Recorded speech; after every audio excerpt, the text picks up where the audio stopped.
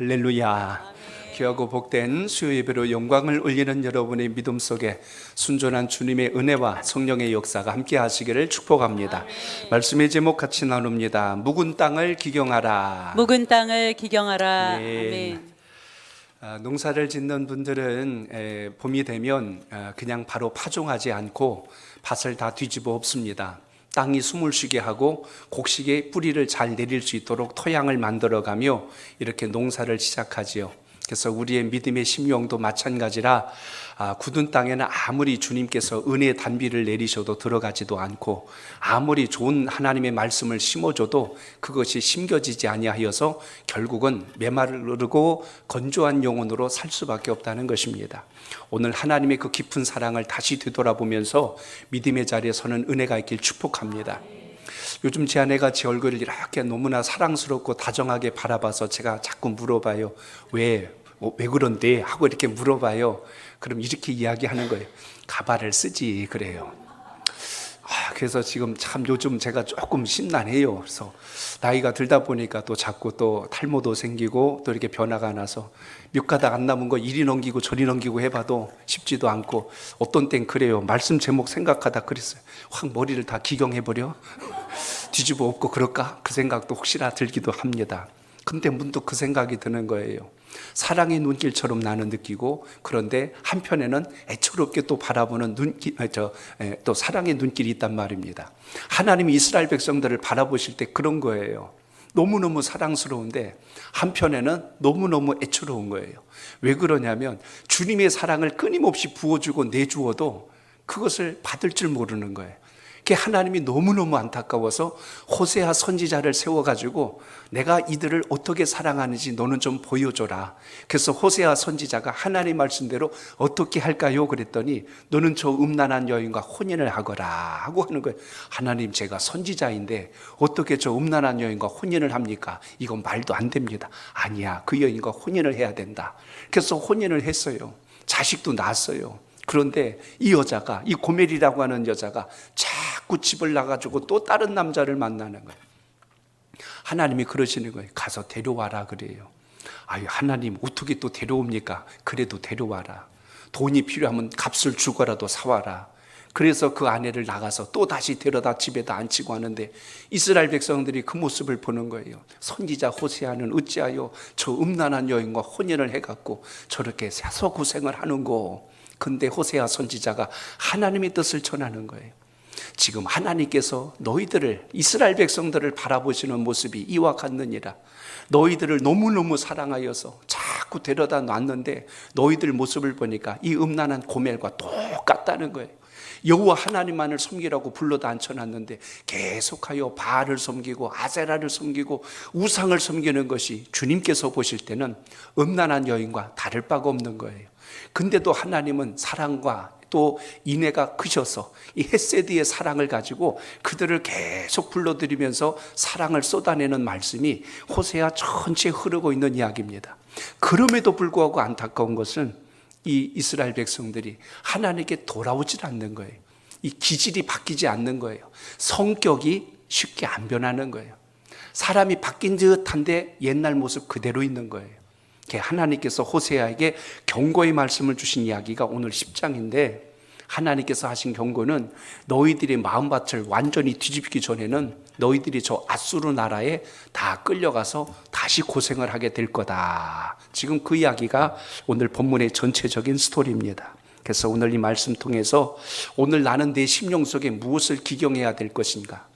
마음밭이 정결하지 않으면 아무리 좋은 말씀이, 꿀송이 같은 말씀이 들어와도 내 안에서 그것이 뿌리를 내리지 못하고 자라지도 못한다는 것입니다. 그래서 오늘 1절에 보니까 이렇게 시작을 합니다. 자, 1절 봅니다. 시작. 이스라엘은 열매 맺는 무성한 포도나무라. 그 열매가 많을수록 제단을 많게 하며 그 땅이 번영할수록 주상을 아름답게 하도다. 아멘. 은혜를 죄로 물들게 하면 안 됩니다. 하나님이 은혜를 주시고 복을 주셨는데 자꾸 이걸 까먹어버리고 다른 것으로 바꿔가지고 그걸 쫓아가는 인생처럼 어리석은 게 없다는 거예요. 오늘 본문에 보시면 하나님의 축복을 죄의 기회로 삼는 것, 이걸 우리가 배은망덕이라고 하죠. 은혜를 입었는데 그 은혜를 전혀 기억하지 않고 자기 임의대로 행동하는 것, 은혜를 잊어버리고 하나님께서 베푸신 사랑을 잊는 것, 이게 배은망덕한 모습이지요. 오늘 본문에 보시면 이스라엘은 열매 맺는 무성한 포도나무래요. 하나님이 기뻐하시는 포도나무로 심어주었고 잘 자라도록 축복해 주셨고 사랑을 부어주셨는데, 열매가 많아질수록 어떤 일이 생겼냐면 제단을 많게 했대. 여기 제단은 여호와를 향한 제단이 아니라 바알을 향한 우상의 제단이에요. 그 제단을 더 많이 쌓을 뿐만 아니라 땅이 번성할수록 주상을 아름답게 만들었대요. 그러니까 우상을 숭배하고 우상단지를 세워놓고 그것에다 소원을 비는 미련한 인생으로 바뀌어버렸다는 겁니다. 은혜는 하나님이 주셨는데 복은 바알이 주는 줄 알고 바알을 따라가는 이스라엘 백성들의 모습을 오늘 비유하여서 주신 말씀이 본문에 있습니다. 성경을 보시면 이스라엘을 하나님께서 애굽에서 이끌어내시고 약속의 땅에 살게 하시고 거기에서 포도나무로 잘 자라도록 그 하나님께서 복을 부어주셨다는 겁니다. 열매 맺는 무성한 포도나무, 이렇게 표현하잖아요.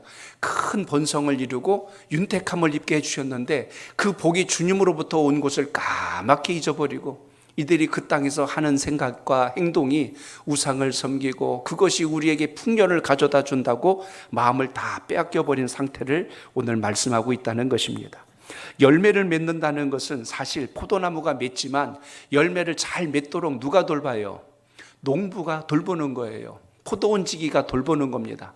그래서 농부가 잘 돌봤기 때문에 무성해지고 열매가 맺는 거지, 포도나무가 자기 혼자 못 자라잖아요. 포도를 보시면 알겠지만 줄기에 위해서 기둥도 세워줘야 되고 때로는 묶어줘야기도 해야 되고 해충으로부터 피해가 오지 않도록 또 잘 싸매주기도 해야 되고 때에 따른 약도 쳐야 되고, 이렇게 손길이 많이 가야 그나마 풍성한 열매를 맺지요. 내버려 두면 여러분 땅바닥에서 넝쿨이 동글동글 굴러다니다가 썩어버리지 그런 열매를 맺을 수가 없지요.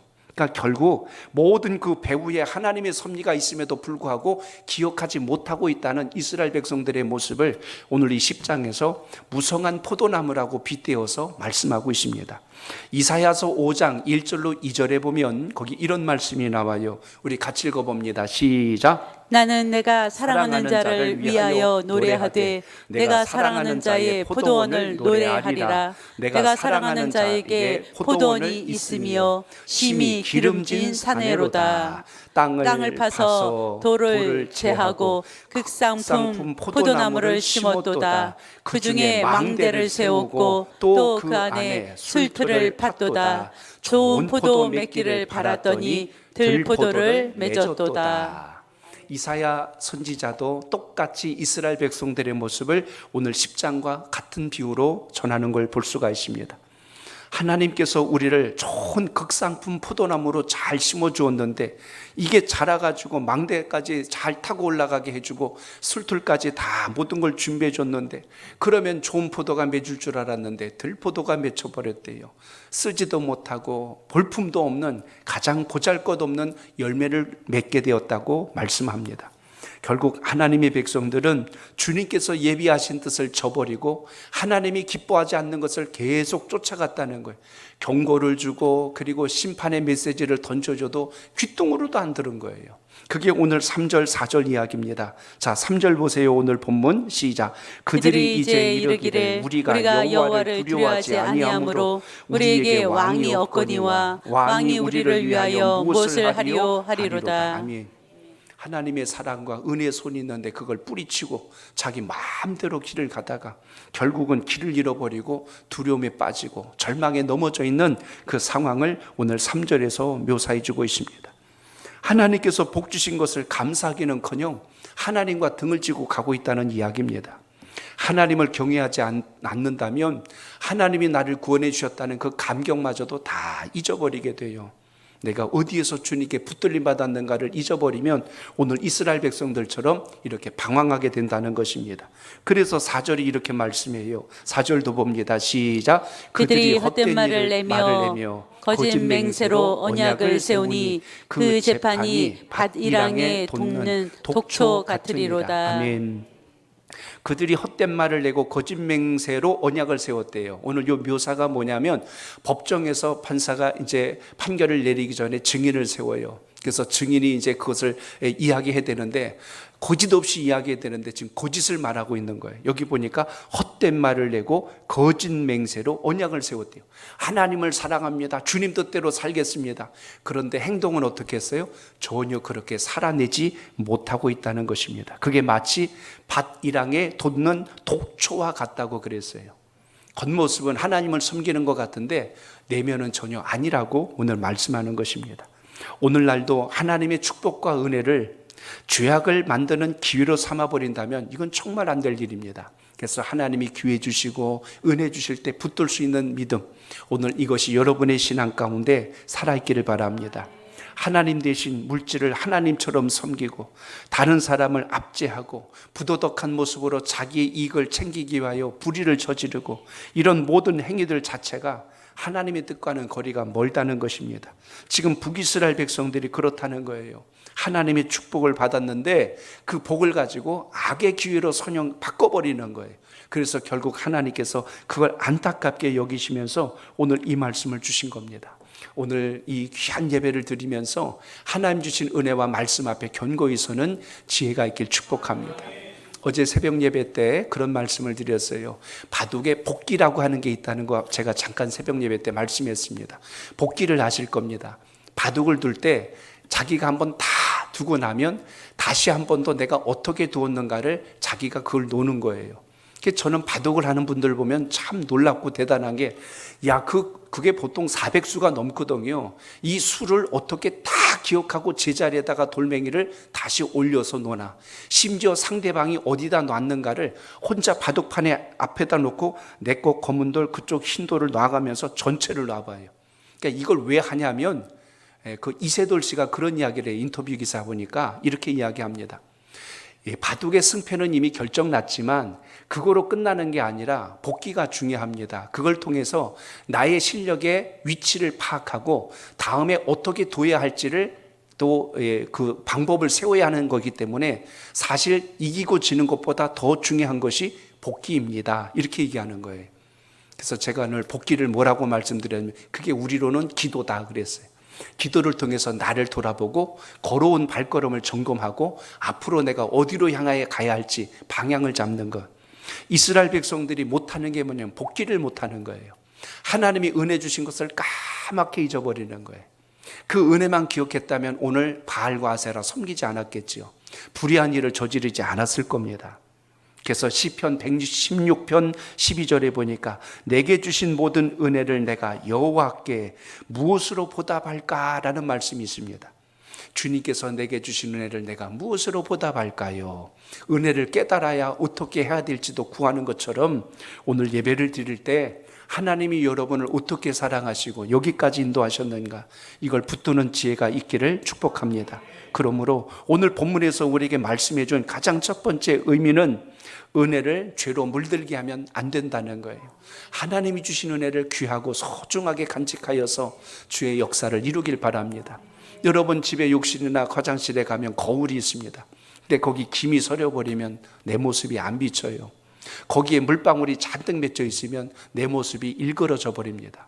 하나님과 우리 사이에 말씀의 거울이 있는데 그 사이에 다른 어떤 것이 개입하기 시작하면 주님의 뜻이 보이질 않고 하나님의 말씀대로 내 자신을 성찰하지를 못한다는 것입니다. 그렇기 때문에 주님께서 주신 은혜가 변질되거나 오염되지 않게 하옵소서. 이렇게 붙드는 지혜가 있기를 축복합니다.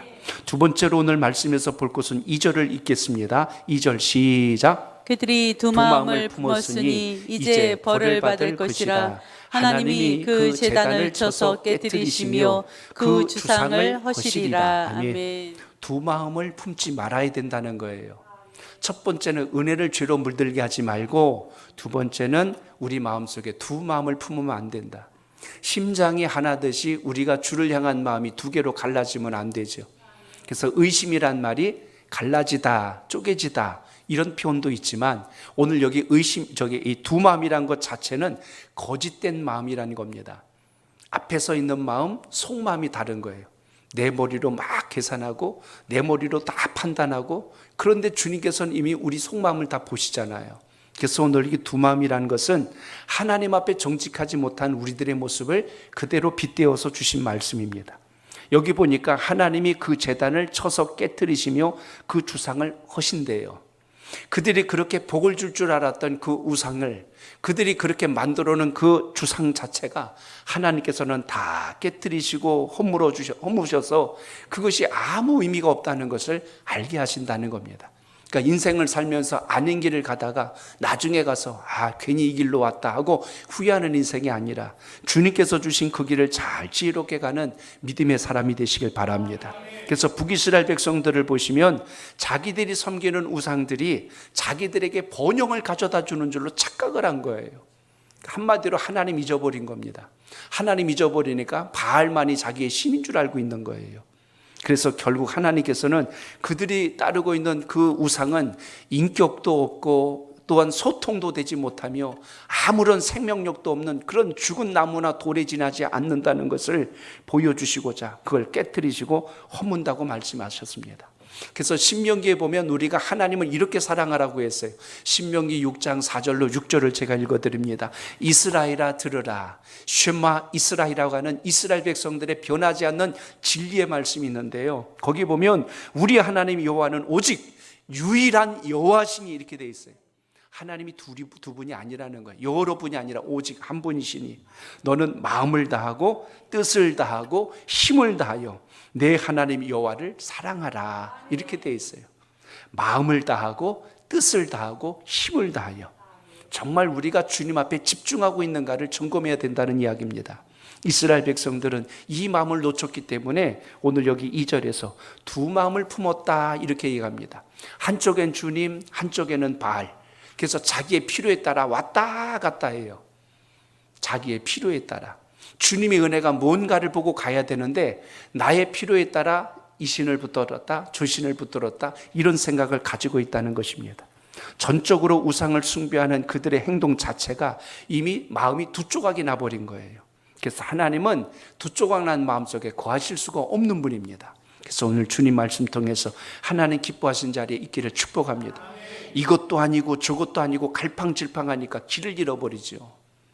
열왕기상서 18장 21절에 보면 엘리야 선지자가 이스라엘 백성들에게 선포한 아주 유명한 말씀이 있죠. 우리 전에 말씀 보셨지만 한번 읽어보겠습니다. 시작. 엘리야가 모든 백성에게 가까이 나아가 이르되 너희가 어느 때까지 둘 사이에서 머뭇머뭇하려느냐. 여호와가 만일 하나님이면 그를 따르고 바알이 만일 하나님이면 그를 따를지니라 하니 백성이 말 한마디도 대답하지 아니하는지라. 아멘. 거기 보면 북이스라엘 백성들이 바알을 너무너무 따르고 추종하는 것에 대해서 엘리야가 너무너무 속이 상하고 하나님이 진노하셔서 엘리야를 통하여 어느 신이 참신인지 너에게 보이리라. 그래서 하였던 이야기가 뭐냐면 너희들이 어느 때까지 둘 사이에서 왔다 갔다 하느냐. 머뭇거린다는 말은 쩔뚝거리다라는 이야기예요. 비틀거리다는 이야기예요. 기준을 잡지 못하고 이리 왔다 저리 왔다 하는 이 모습. 그래서 오늘 주님께서 주신 말씀을 통해서 다시 기억할 것은 주님 오늘 한결같이 제 마음속에 주 여호와 하나님만 향한 믿음이 살아있게 하옵소서. 이 결단이 여러분 속에 꼭 있기를 바랍니다. 기준이 안 흔들려야 전체가 안 흔들리거든요. 군대를 가거나 학교 갈 때 여러분 운동장이나 연병장에 모이면 기준 이렇게 하는 게 있어요. 기준은요 그 자리에서 손 들고 기준하고 소리를 들면 전부 양팔 좌우 나란히 그럼 이렇게 해서 대열을 맞추는 겁니다. 기준 그랬는데 기준이 막 뛰어다녀 일로 갔다가 절로 갔다 그럼 완전히 그냥 개판 호분전 되는 거예요. 기준은 그 자리입니다. 움직이지 않는 거예요. 모든 전체 그 조직과 그 함께하는 그 사람들은 거길 기준으로 가거든요. 그러니까 우리 인생의 기준은 오직 여호와 하나님의 말씀이 되어야 한다는 것을 오늘도 꼭 마음속에 새기시길 바랍니다. 기준이 흔들리지 않으면 아무리 누가 와서 나를 찝쩍거려도 내가 요동하지 않거든요. 근데 기준이 왔다 갔다 하면 그럴까? 이렇게 된다니까요. 그래서 오늘 여러분 우리 마음속에 다시 한 번 더 머뭇거릴 수 없는 결단의 신앙을 가지고 주를 바라보는 믿음이 있기를 바랍니다. 지금 두 가지 말씀드렸어요. 은혜를 죄로 오염시키면 안 됩니다. 또 하나는 두 마음을 품으면 안 됩니다. 말씀드렸고요. 하나를 더 말씀을 드립니다. 쭉 넘어가서 12절을 보겠습니다. 12절 시작. 너희가 자기를 위하여 공의를 심고 인애를 거두라. 너희 묵은 땅을 기경하라. 지금이 곧 여호와를 찾을 때니 마침내 여호와께서 오사 공의를 비처럼 너희에게 내리시리라. 아멘. 의를 심고 인애를 거두는 신앙 되시길 바랍니다. 여기 인애라는 건 오래 참아 기다리며 사랑하시는 하나님의 은혜. 우린 이걸 이제 전에 헤세드라고 제가 말씀을 드렸어요. 하나님께서 오래 참아 사랑으로 기다리는 영혼들을 통해서 아버지의 영광을 이루신다는 것을 오늘 기억하시길 바랍니다. 여러분 자신의 마음속에 의를 심어야지 불의한 것을 심으면 안 된다는 겁니다. 하나님의 인애를 거두래요. 하나님이 오래 참아 기다리시며 나를 사랑하고 품에 안는 것을 우리가 인격과 삶으로 경험할 수 있어야 한다는 것입니다. 그래서 12절에 이렇게 말씀한 거예요. 너희가 자기를 위하여 공의를 심고 인애를 거두래요. 야, 여러분 이 말씀을 제가 묵상하다 아주 중요한 걸 발견했어요. 그렇구나. 왜 우리가 하나님의 뜻을 따르고 왜 우리가 주님 말씀에 순종해야 되냐면 그게 나의 복이 되기 때문에, 내 자신의 복이 되기 때문에 그렇다는 이야기. 그러니까 예배를 잘 드리라는 것은 힘든데 왜 자꾸 예배 드리라고 그래? 기도하라고 왜 이렇게 자꾸 기도 드리라고 그러세요? 근데 그게 나에게 복, 기도하는 자에게 복이 되고 예배하는 자에게 복이 된다고 성경은 분명하게 말씀해 준 거예요. 여기 기록되어 있잖아요. 너희가 자기를 위하여 공의를 심고 자기를 위하여 인애를 거두라. 너희가 하나님을 향하여 전심을 다하면 그 복이 너희에게 가지 다른 데로 새나가지 않는다. 근데 우리가 그걸 잘 모르는 거예요. 그래서 항상 우리가 하나님께서 주시고 공급하신 걸 잘 받아서 누릴 줄 아는 믿음의 지혜가 있게 축복합니다. 약도 쓴 게 있고 때로는 입에서 달콤한 것도 있을 수 있어요. 그러나 그 약의 본 성능은 쓰냐 다냐가 아니라 내 몸을 고치고 회복하는 거예요. 하나님의 말씀이 어떤 땐 듣기 좋은 말씀처럼 들리고 어떤 땐 굉장히 거슬려요. 왜 또 나한테 저런 말씀을 하실까? 근데 주님의 말씀이 좋은 말씀, 나쁜 말씀이 아니고 우리가 건강하게 이 세상을 분별하며 살아갈 수 있도록 주시는 주님의 복된 약임을 잊지 않길 바랍니다. 그래서 성경을 약이라고 하잖아요. 구약과 신약. 두 약을 잘 복용해서 드시면 여러분의 신앙이 건강하게 자라는 인생의 길이 선다는 것을 잊지 않길 바랍니다. 마태복음 10장 42절에 보니까 소자에게 냉수 한 그릇을 주는 것이 결코 하늘의 상급을 잃지 않으리라 하신 주님의 말씀이 기록되어 있어요. 결국 우리가 주님 말씀에 순종하고 하나님의 뜻을 청종하여서 무엇을 심든지 하나님은 반드시 심은 것을 거두게 하신다는 것을 오늘도 기억하시길 바랍니다. 주님을 위해서 흘린 눈물, 주님을 위해서 흘린 땀방울, 주님을 위해서 헌신한 우리의 인생은 우리 주님께서 반드시 갚으시고 보응하신다는 것을 잊지 않길 바랍니다. 나무도 잘 심겨져야 뿌리가 내리고 잎이 푸르고 열매가 맺지요. 여기서 쬐끔 저기서 쬐끔 옮겨지는 나무가 건강하게 못 자라잖아요. 마찬가지로 주님께서 오래 주신 이 말씀을 생각하면 항상 하나님께서 주신 은혜를 놓치지 않겠다는 결단, 이게 여러분에게 있길 바랍니다.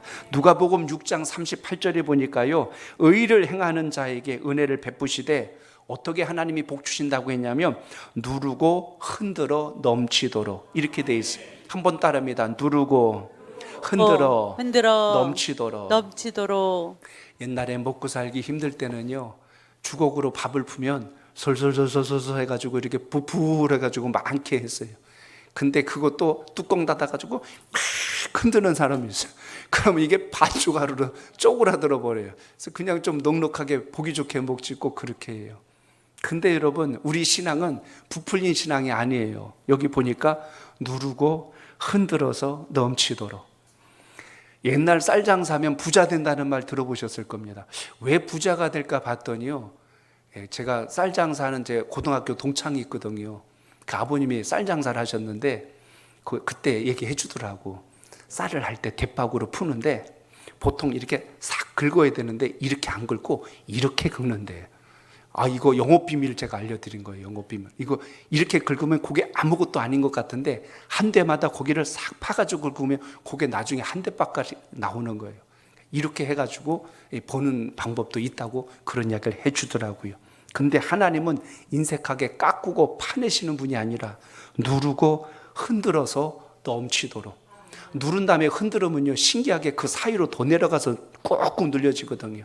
근데 그 위로 넘치도록, 오늘 주님께서 베푸시는 은혜는 인색한 은혜가 아니다라는 것을 기억하시고 그 은혜가 여러분 삶 속에 있길 축복합니다. 갈라디아서 6장 9절에 보니까요, 우리가 선을 행하다 낙심하지 말지니 낙심하지 아니하면 때가 이르면 어떻게 한다? 거두리라 라고 이야기합니다. 오늘 하나님께서 주시는 은혜가 여러분 삶 속에 넘치기를 축복합니다. 어제 우리 상명나무반 이렇게 오늘 어제는 좀 많이 공부를 했어요. 공부를 하는데 좋은 이야기니까 해도 좋을 것 같아요. 우리 김수인 집사님 거기 쌀컴 하시잖아요. 근데 생명나무를 하시니까 그 생명나무에서 배운 그대로 또 그렇게 하셨대요. 어떻게 하셨나 봤더니 어느 손님 한 분이 5만 원어치 가져갈 걸 10만 원을 내고 가셨대요. 그랬더니 우리 김수인 집사님이 손님 하고 부르더니 5만 원을 돌려줬대요. 그분이 너무 놀라고 감동하시더래요. 아이고, 이걸 어떻게 이렇게 아시고 또 이렇게 해주셨어요 하고 그분이 가시더래요. 사실 말 안 하면 그분도 몰랐고 그냥 가둘 수 있던 거예요. 근데 그렇게 함으로 인해서 그분이 너무 고마워하면서 가셨대요. 한 번은 고래초에서 쌀이 왔대요. 그런데 그 쌀이 한 포가 더 온 거야. 그럼 대부분 야, 땡 잡았다 이렇게 해야 되잖아요. 근데 고래초에 연락을 하셨대요. 그래서 저기 사장님 쌀이 한 포가 더 왔으니 이거 다시 가져가세요. 그쪽에서 너무너무 또 고마워하시더래요. 그래서 어제 생명나무반에서 그런 이야기 나눴어요. 주님을 만나고 은혜를 입으면 하나님 앞에 우리가 정직하게 삽니다. 그로 인해서 주시는 하나님의 복이 우리 삶 가운데 있습니다. 오늘 이스라엘 백성들이 뭐가 문제예요? 하나님을 믿는다고 하면서 마음속에는 여전히 바알을 숨겨놓고 있는 거예요. 그래서 그걸 쫓아가고 있기 때문에 하나님이 주시는 복이 다 새나가는 겁니다. 갈라디아서 6장 9절에 보니까 거기 이런 말씀이 나와요. 우리 한번 같이 읽어보겠습니다. 제가 읽게요. 우리가 선을 행하되 낙심하지 말지니 낙심하지 아니하면, 그 다음에 이렇게 나와요. 때가 이름에 거두리라. 한번 따라합니다. 때가 이르니 이름에 거두리라. 반드시 주님께서 우리의 삶 속에 거두는 복을 주신다는 것 잊지 않길 바랍니다. 부메랑은 던져서 다시 돌아오듯이 하나님을 향해서 순전한 마음으로 살아갔던 인생은 주님께서 반드시 부응하시고 갚아주신다는 것을 여러분 잊지 않길 바랍니다. 그러므로 오늘 주님 말씀 통해서 기억하셔야 돼요.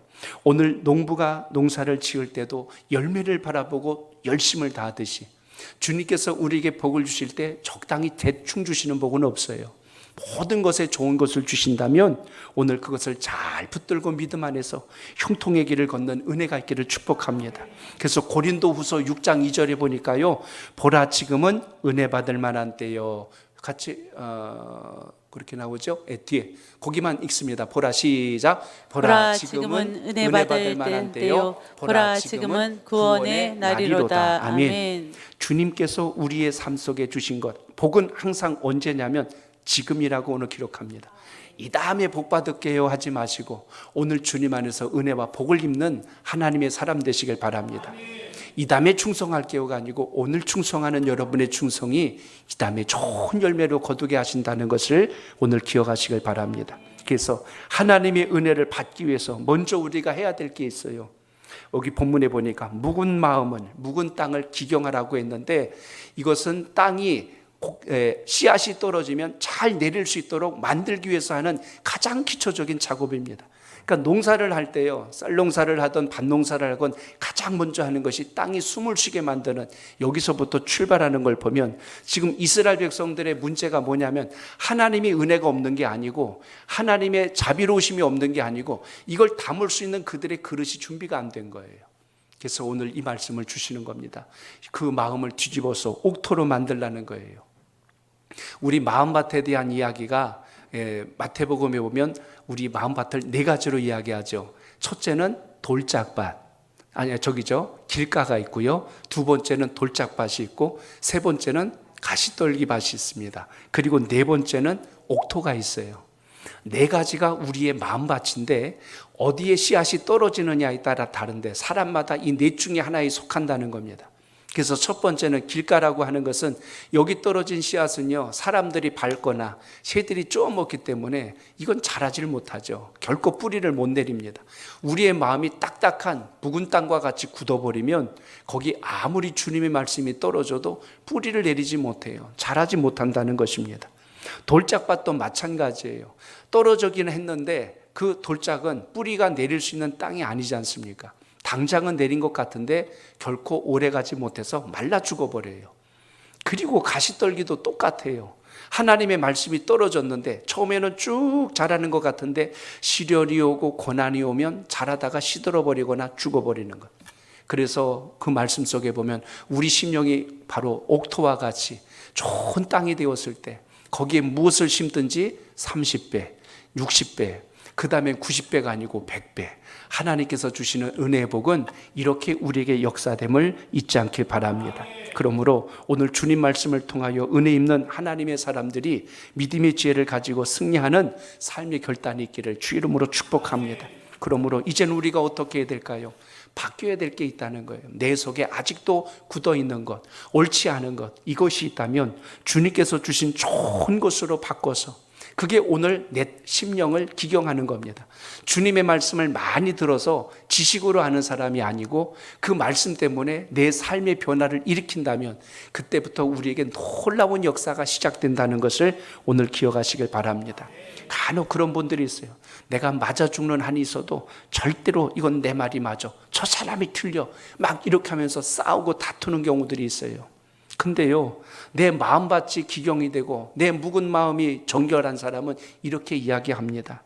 내가 틀릴 수도 있지, 내가 잘못할 수도 있지, 내 생각이 꼭 맞지 않을 때도 있을 거야 하면서 상대방을 포용해주고 이렇게 일단 받아들일 수 있는 마음의 여유를 갖는다면 그것이 훨씬 더 복 있는 자의 모습일 것입니다. 오늘도 신앙하면서 우리가 가지고 있는 욕심, 편견, 내가 가지고 있는 고집, 이런 걸 우리가 묵은 땅이라고 이야기합니다. 오늘 본문에서 말한 내가 있는 것만이 전부라고 고집 부리고 있는 이것들을 빨리 꺾어내고 이것을 뽑아냈을 때 그것이 옥토가 되어서 주님이 부으시는 모든 것이 아름답게 세워짐을 잊지 않길 바랍니다.